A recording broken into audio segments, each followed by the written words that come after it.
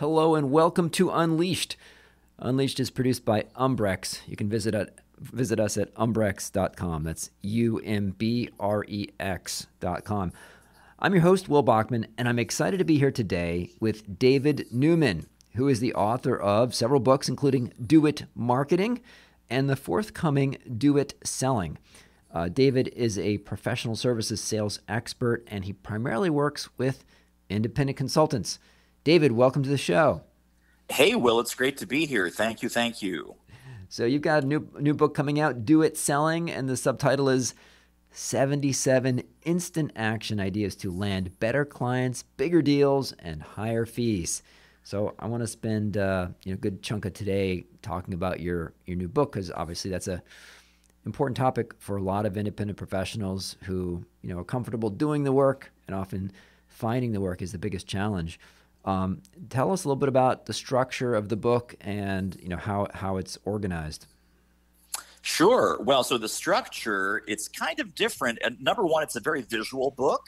So my first two books were just kind of two color on the inside, a little bit of graphics here and there. This is a very visually heavy book. So lots of graphics, lots of images, lots of call outs, very exciting format, which I think sales is exciting. So you may as well have an exciting format for an exciting topic. I do. And then the second thing. Yeah, and I want to say, I really like that. I have a review copy here, and I really like that layout of the book. It's for someone who's sort of in the digital age and used to scrolling. It has a lot of lists, a lot of call outs, a lot of bullet points, highlighting, short, snackable chapters. So it makes it kind of easy to digest the content.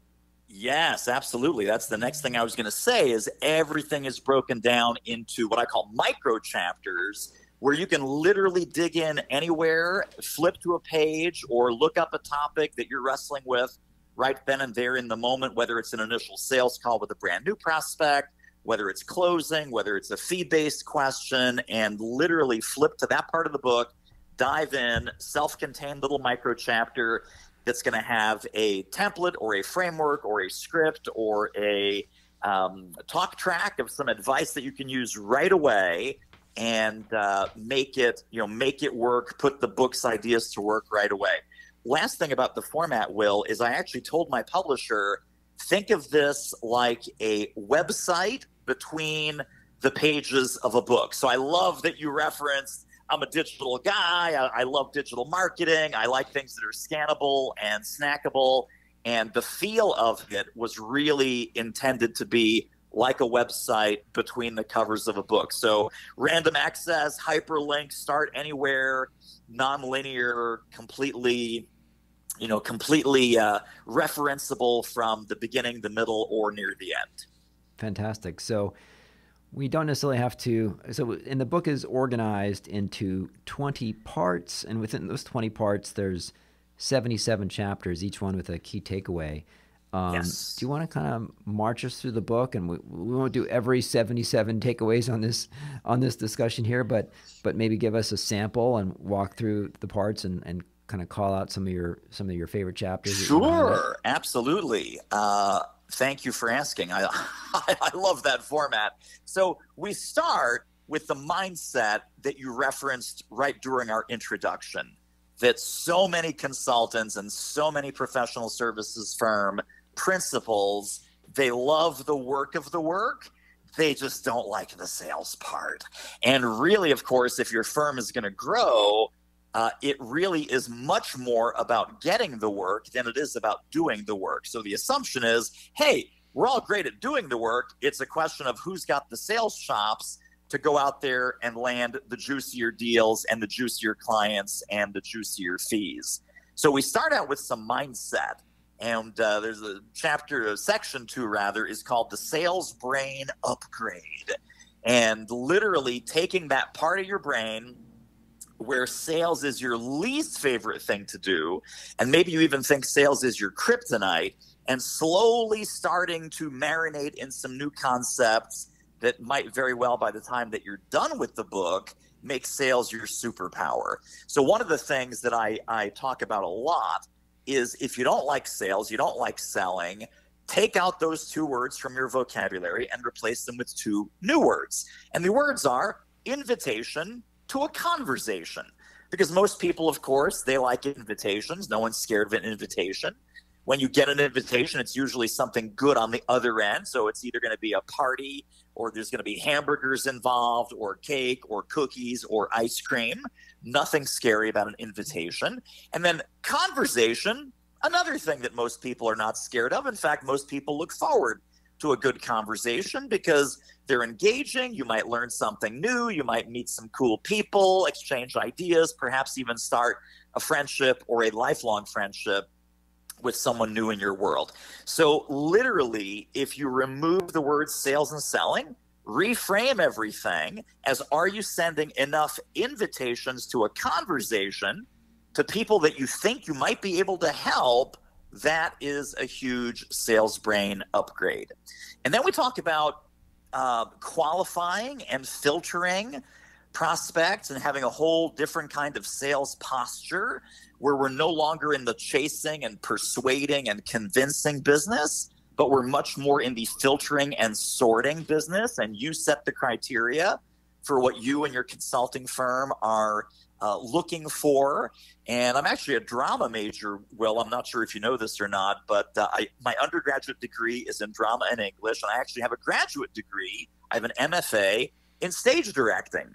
So I'd throw in a little bit of a theater analogy here, is that you are literally auditioning your next clients. They're auditioning for you, right? So you're sitting in the theater and they're coming across the stage and you're playing Simon Cowell in this relationship. You are not chasing, you are not begging, you are not convincing, you are not coming in with an inferior vendor positioning. You are the prize, and the prize doesn't chase. So those are the first early sections of the book. And then we talk about how to really target the right kinds of projects and the right kinds of companies that you really and truly want to do business with. One of the things that consulting firms, especially sort of mid-career consultants and mid-career firms, are famous for, they say, Will, we don't do any marketing. We don't do any sales. Our business is 100% word of mouth. Our business is 100% referral, which to me is marketing and sales abdication. So I'm going to reframe that for you. And we talk about this in the Do It Selling book. Target what you want, and you can always take what comes. So if you're telling me my business is all referral, it's all word of mouth, you're doing a great job with the second half of that sentence, but your entire business is based on take what comes. Yeah.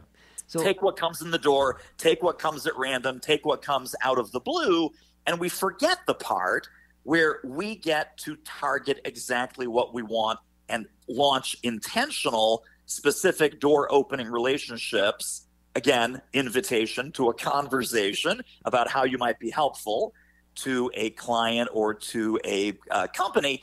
And if you do that, you are back in control. You are back in the driver's seat of your proactive lead generation and prospecting. So let me, and then we talk about a whole bunch of other crazy things. So I can go anywhere you want to go with the rest of this. Fantastic. So I love that reframing of invitation to a conversation.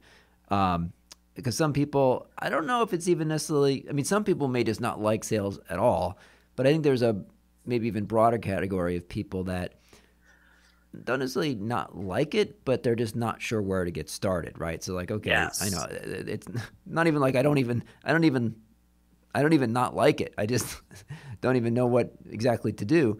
So let's talk a bit about some of the parts about how to send the invitations to a conversation. Maybe you talk us about some of the tips in part 7, reach out and touch someone, and how to generate those initial conversations that you cover in part 8 of the book. Sure, absolutely. So I think there are some prospecting mistakes, which is the wrong kind of prospecting, not prospecting enough, not knowing what to say and send. You know, people that equate prospecting with cold calling. Yeah. And that is absolutely 180 degrees opposite of what I recommend.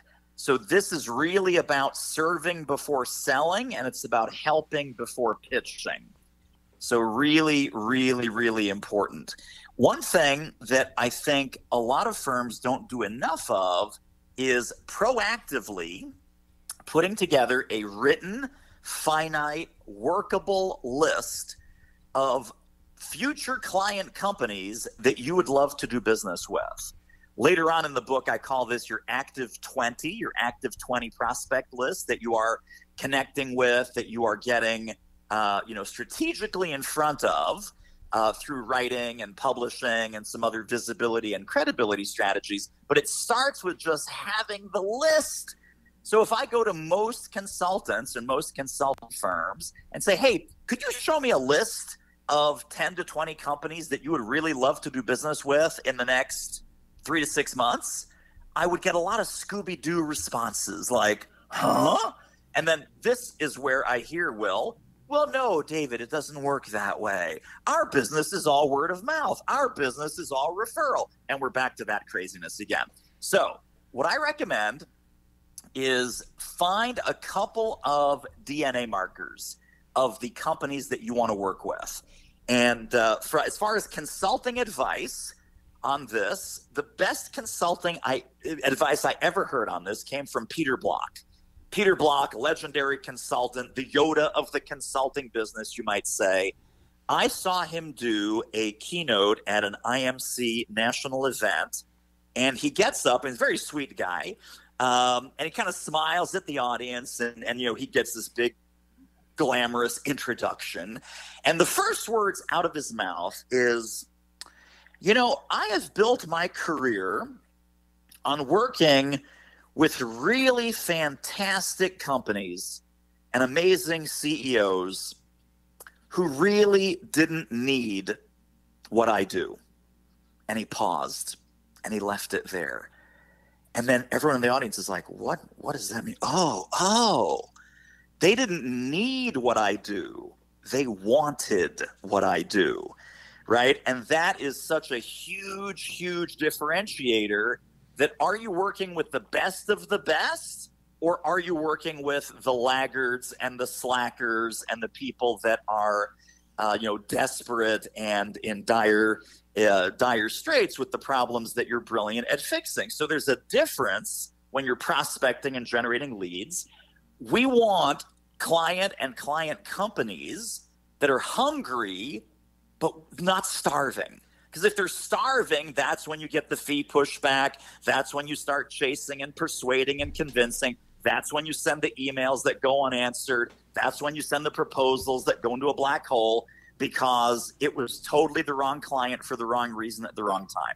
So targeting the best companies to work with, that would be strategy number one that we talk about in the book. And I'm talking about best companies lists. I'm talking about, the movers and the shakers in the industries that you're targeting, the 40 under 40, the 30 under 30, the CEO of the year, the CFO of the year, the CXO of the year, and really being tuned into who are the high performers and the high achievers in the industries that you would like to work with, and accidentally, on purpose, starting to connect with them. Be where they are, bump into them, write where they read, speak where they attend, and start getting more into the ecosystem of those best companies. Second strategy, of course, is trigger events. Trigger events can be both good and bad. Trigger events is some inflection point in the life cycle of a target company. So this could be upsizing, downsizing, right-sizing, merger, acquisition, new product announcement, regulatory issues, compliance issues, all kinds of things. Could be both the good news category and the bad news category. But figure out at what inflection points and during what critical situations do clients need you and want you the most. Because every prospect, and we're all prospects, we're all buyers, as well as consultants and business owners. So think of this as a prospect yourself. When you get some outreach in any form, we're always asking three questions about that outreach. Why me? Why this? And why now? When you have a trigger point, when you have a trigger event, and there's an inflection point in that company's business, and you've done your homework, you've done your research, you know what they're up against, you know what they're going through, and you write a very intelligent, very focused, very short initial message, you will have answered all three of those questions. Why me? Why this? Why now? Why am I getting this? Why did the person target me? Because you're the CEO, you're the person mentioned in that media story, you're the person who's in charge of the upsizing, downsizing, merger, whatever it is. And why now? Because this is happening in the moment. So your relevance is at its maximum and your value is at its maximum. And when you reach out to someone like that, chances of them responding to you positively go way, way, way up. So those are just a couple of strategies that we talked about in the Do It Selling book, reaching out to the best, because there's a little mantra, the best of the best are the ones who invest, because that is absolutely true. And then looking at trigger events in the landscape of the industry that you're serving and really having your finger on the pulse of who needs you at any given particular moment. And then what is your door opening campaign to get in front of them? Very brief initial note, showing that you've done your homework, showing that you're a relevant, trusted advisor, showing that you're not just a cold calling, spamming goofball. That's what's going to get you more initial conversations. Yeah, I like this idea of the active 20 of having identified that list. I mean, that's a tip that I will share with people looking for a full-time job when occasionally I'll get introduced and asked to give whatever advice that I can. You know, okay, like I ask, okay, show me your list, right? What's the list of companies that you're going after? And it's, I think, good for consulting as well.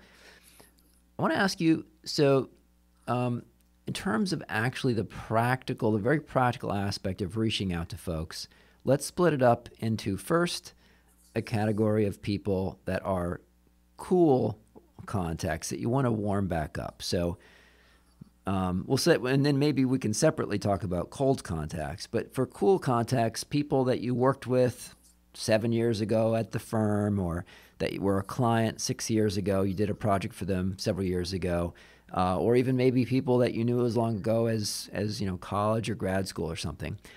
What are some of your tips about, and let's say you have their contact info, maybe you're connected on LinkedIn. What are some of your tips around how to reach out to those people, how to try to warm those back up? Well, so this always starts with, let's not get in this situation in the first place, but I will answer your question. Generally speaking, we should not let past clients go 5 years, 6 years, 7 years and totally lose contact with them. So let's assume that we're human. Let's assume that sometimes happens. And there are some amazing past clients that you have not talked to and not had any contact with for 5, 6, 7, 8, 10 years, whatever it may be.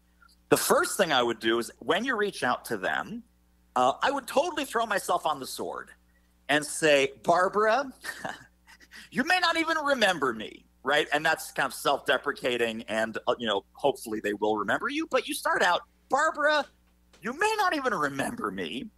And I have to apologize. We did some fantastic work 10 years ago, and maybe remind them of some of the points or some of the highlights of what that project was.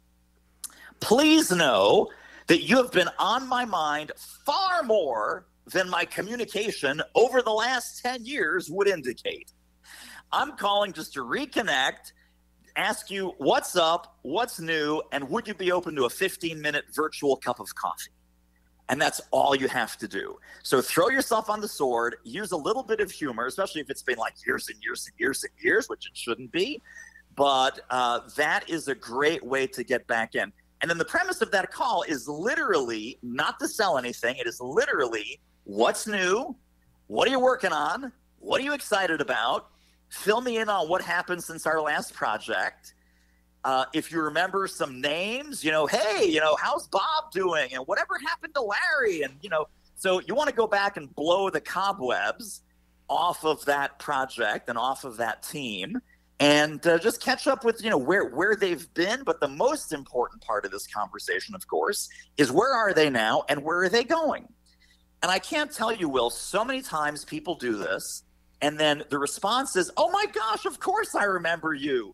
As a matter of fact, we were just talking that we may need to do something very similar again. I am so glad you called. And it's the accidental, on purpose, gosh, golly, big surprise, they need your help again.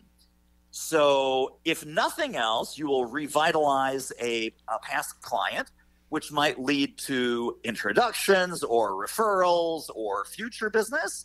Best case scenario, it leads to a, oh my gosh, I think we could use you right now. It's so funny that you called. Now, very tactically, the way you framed that, you said, hey, would love to catch up. Would you be open to a conversation? Yeah. Do you like to leave it there, or do you also get sort of the next level of, if so, please let me know sometimes that would work for you, or, Well, here's such a great question.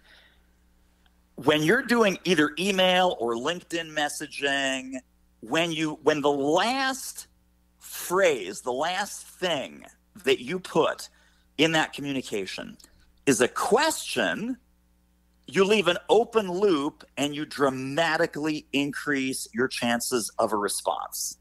So if I said, for example, hey, Will, you have this fantastic, amazing podcast. Would you be open to me being a guest on your show? ? And that's the very end is not like, hey, get back to me and let me know. Hey, here's my calendar link. Hey, thank you in advance for giving this your consideration. Anything that you put after that reduces the chance of them answering that open loop question. So this is kind of email and messaging 301 ninja trick. When you want a response from someone, the best thing you can do is make the question the very last thing that they see, nothing after it. Absolutely nothing after it. Just worth a chat. What do you think? Are we moving forward? Whatever the question is, literally leave that question as the last thing in that communication. All right, fantastic. Now, so let's say some percentage of the people that you reach out to like this will respond. Like, oh yeah, thanks for, it's actually great to catch up. Now let's say maybe if you're doing well, that might be 20%, maybe, 10 to 20% perhaps. What do you do with the other 80%? So how long should you wait before you ping them again and say, hey, obviously you don't want to say, well, I reached out to you 2 weeks ago and you didn't respond, naughty. But like, how long do you wait until you ping them again and just say, hey, would love to catch up, just sort of doing the same thing, but like assuming that, and do you reference that, or do you just sort of pretend that they just missed it entirely and just, what do you do with the other 80%? That's the question. Well, so in my case, and this may be true depending on how aggressively you or your consulting firm does marketing, it is very possible that your personal email went to a bulk mail folder, junk folder, spam folder, quarantine, promotions folder, whatever. So I will usually wait between 24 and 72 hours, and I will resend the original note and say, hey, Bob, just resending the below in case it got lost in the shuffle. And then they'll see it again. It's amazing, Will, about 30% of people say, oh my gosh, I totally didn't get this the first time. Thanks for resending it. So it is legit that emails do get misdirected, spam filters, bulk mail folders, wherever they go. So that would be contact point number 2 is 24 to 72 hours later. And then, at that point, based on, and again, this is true, just overall follow-up period, whether it's past client, new client, someone has a proposal from you, whatever, I'm a big believer that every follow-up touch point should have some thoughtfulness and some relevance and some value. So if you show me the past 4 or 5 follow-up emails that you've sent, and beyond that first one, the first one is templatized. The first one is, hey, Bob, just resending the below in case it got lost in the shuffle. After that, I'm going to go into my data bank and say, well, what was Bob's problem? What was Bob's challenge? What's Bob working on the last time we talked? And I'm going to find some article, some link, some video, some blog, some resource. And then 2 or 3 days later, I'm going to say, hey, Bob, I was just thinking about our last conversation. This article came across my inbox. It made me think of you. Have a look at it. And you're not asking for the callback. You're not asking for, hey, reply to that email from 4 days ago. You're just adding value. You are being the true trusted advisor that you want to be known as. Trust me, when they see that article or that link or that blog or that video, it's like, oh gosh, I owe Will a phone call. I owe Will another. I'm so sorry. I totally forgot. I was swamped last week. I didn't get a chance. And they will respond. So I'm a big believer, especially in a sales process. If we switch this over to a sales process now, every 7 to 10 days, in the Do It Selling book, I call this the happy squeaky wheel strategy. That when you're in active communication with a prospect, you're in a sales process with them, never let more than 7 to 10 days go by. And one of the other things, of course, I recommend for a true sales process is that you always have the next step commitment on their calendar. But in case that didn't happen, or even if it did happen and it's a couple weeks out, between now and our call 2 weeks from now, I guarantee you are going to get a video. You are going to get a link. You are going to get a resource. You are going to get a blog post, some of which might be mine, some of which might be ones that I found out there from sources that you would recognize and respect.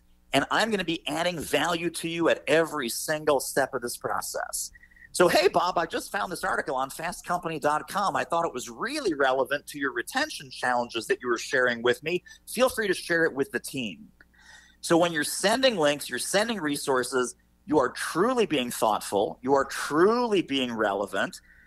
They will remember that kind of sales process. And I'm a big believer that a sales process should add value to the prospect, whether they hire you or not. Let me repeat that. Your sales process should add value to that prospect or that past client, whether they engage or re-engage with you or not.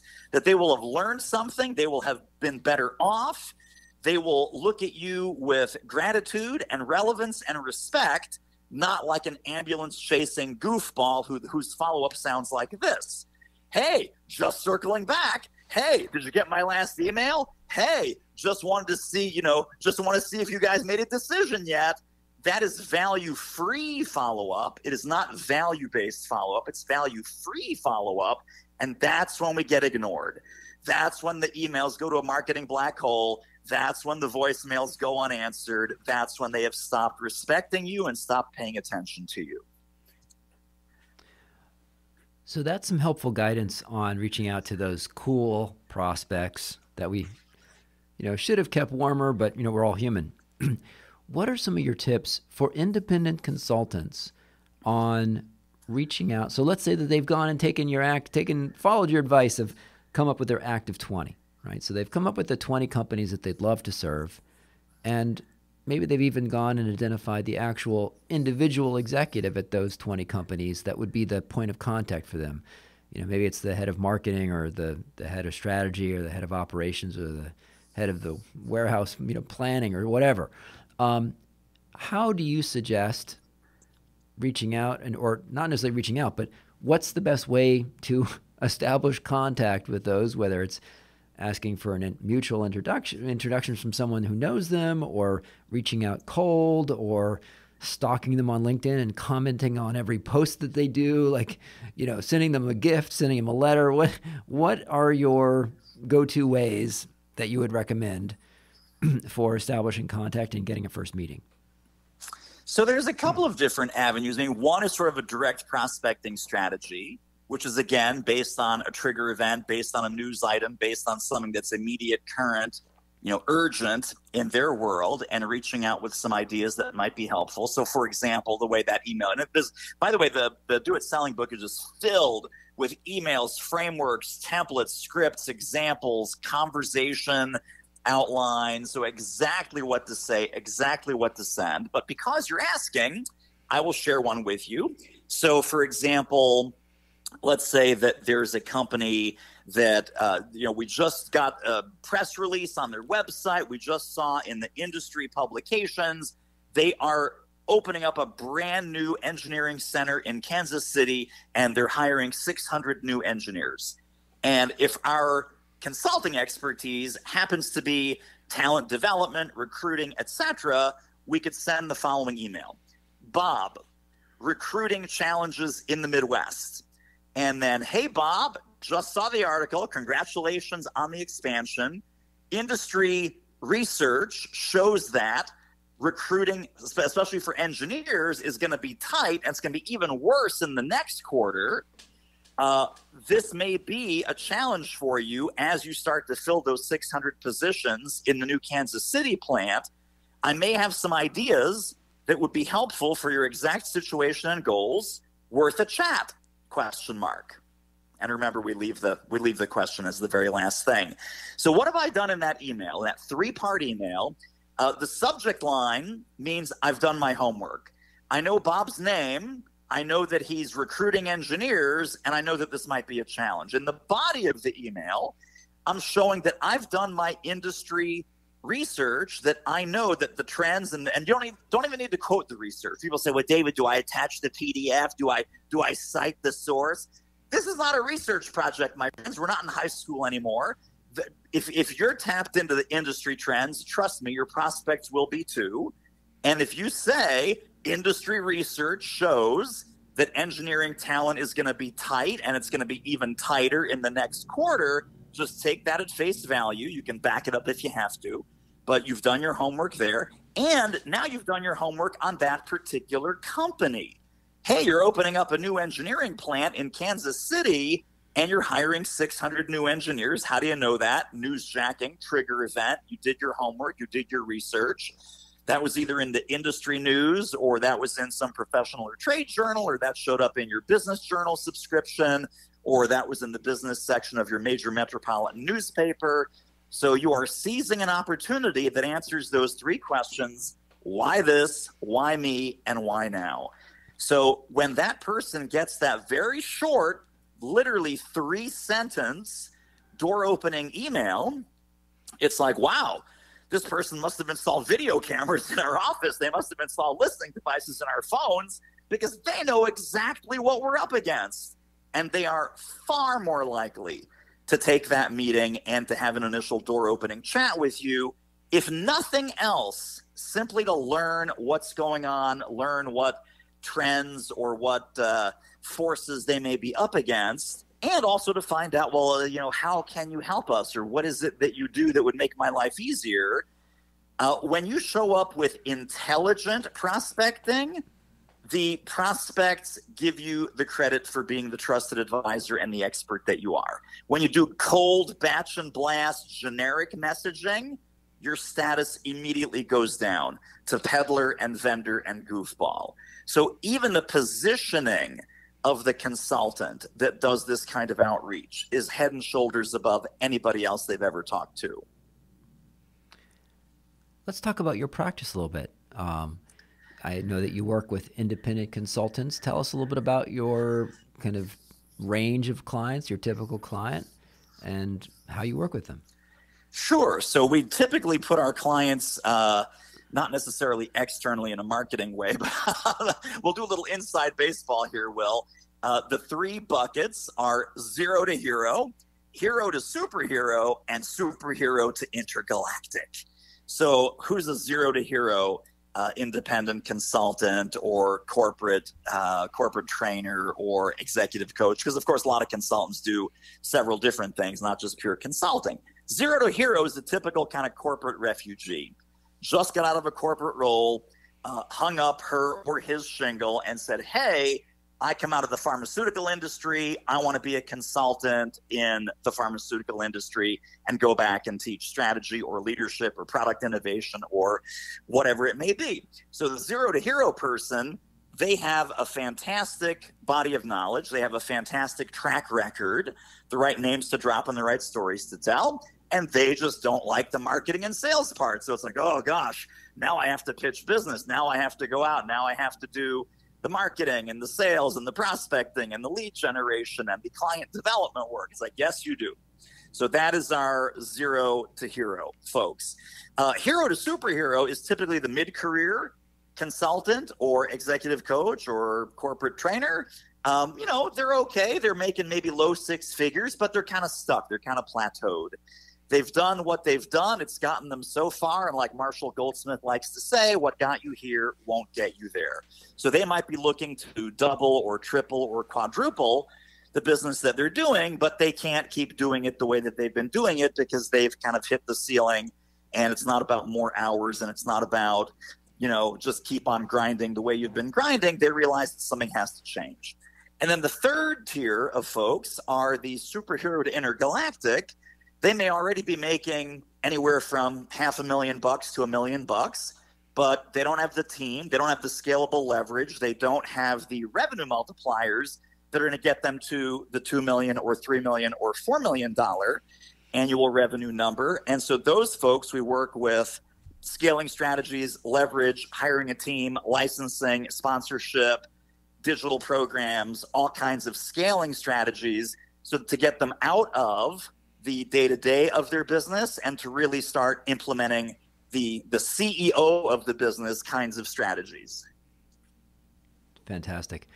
And what areas do you typically work on? Do you primarily focus on helping with the kind of client development, sales, and marketing side? Do you focus on kind of the whole firm, infrastructure, building out your team, systems, technology, delivery of the work?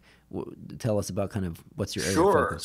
So I put what we do in the category of revenue acceleration. And depending on which of those three buckets a consultant might be in, revenue acceleration, obviously for zero to hero, is really all about lead generation, prospecting, sales process, sales consistency, revenue consistency. The mid-career folks, they might want to do, it's also revenue acceleration for them, but there it's about going deeper into a client, upselling, cross-selling, building out an integrated product suite of other things that they could do and other ways they can serve that client.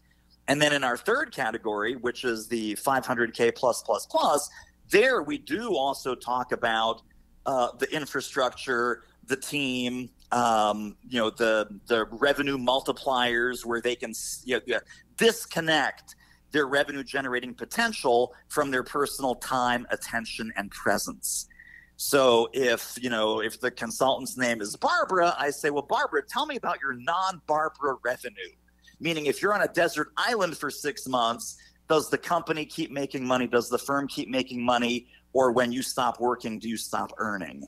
And believe it or not, even some folks at that 500K plus level, they go, oh no, when I stop working, I stop earning. And that's, David, that's why I'm calling you. That's why I'm talking, that we need to put some things in place where this isn't just a very successful practice, but this starts being a very successful business. And of course, my definition of a business versus a practice, a business continues to make money while you're on vacation, and a practice typically does not. What's your favorite, what CRM system do you recommend to folks, or what kind of technology do you recommend to undergird and support this work? Well, so when it comes to technology, believe it or not, we're fairly low-tech / no-tech, except your other question, which is the CRM. Most CRMs are really hard to use, very complex, like flying a starship. The one that we found the most effective to recommend, and the one that we ourselves use internally, is called One-Page CRM. One-Page CRM, it starts out very, very simple, kind of like a fifth grader could use it. But man, oh man, if you want to go deeper, if you want to go faster with automation and sequences and tagging and all kinds of other crazy stuff, that is one layer behind the scenes.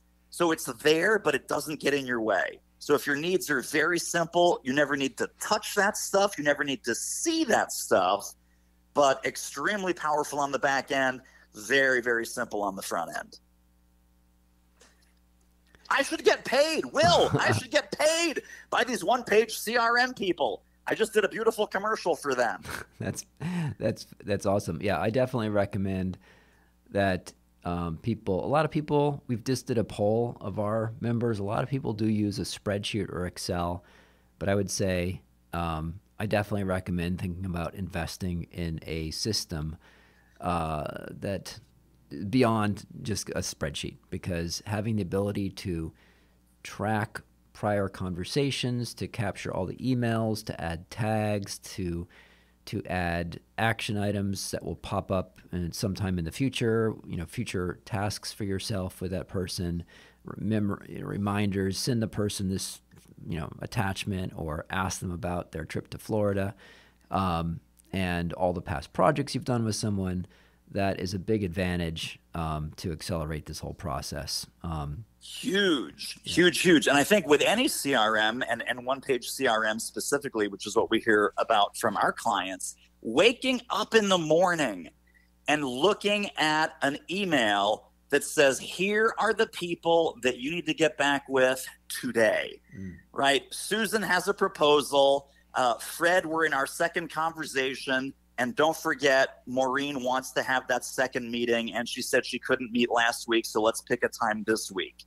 If you do nothing else that entire day except follow those 3 or 4 or 5 action items that your CRM has given to you, and you do nothing else the whole day, that was still a pretty good day in your business.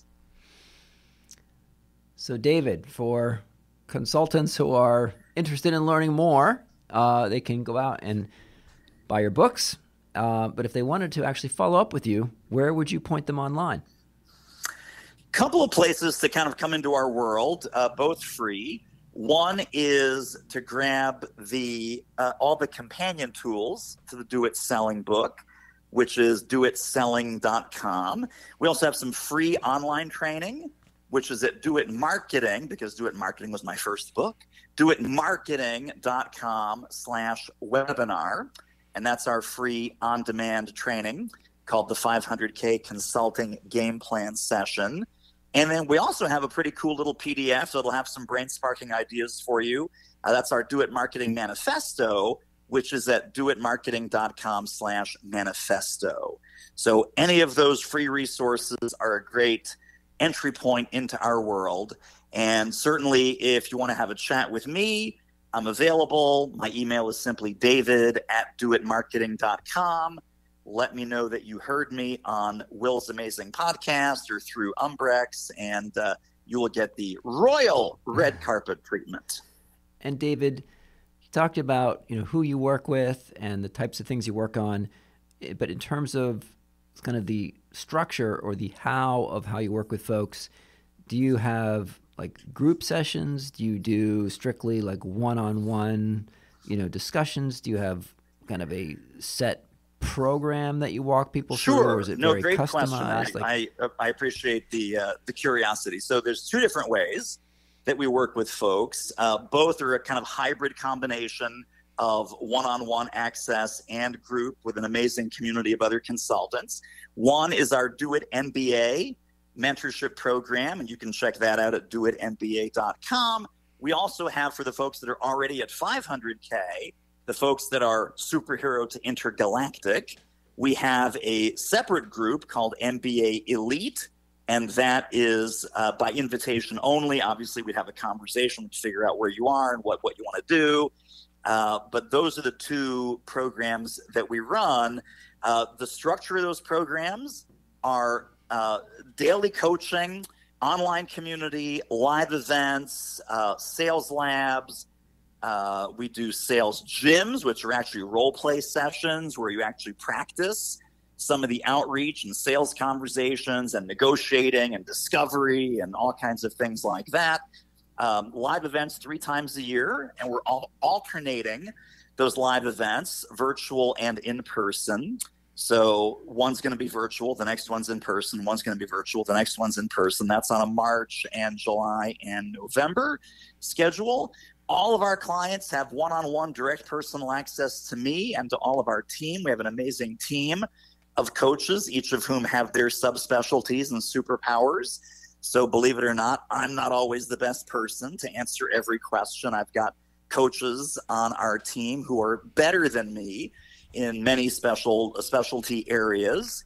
And basically, it's not even about the program features and benefits and what you get. We are crazy focused on results.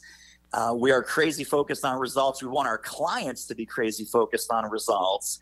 So revenue breakthroughs, deal size breakthroughs, monthly revenue records being broken. This is what we're focused on. This is what we're most excited about. And this is what we celebrate with our client group and our client community. So it really is about results. It's not about learning.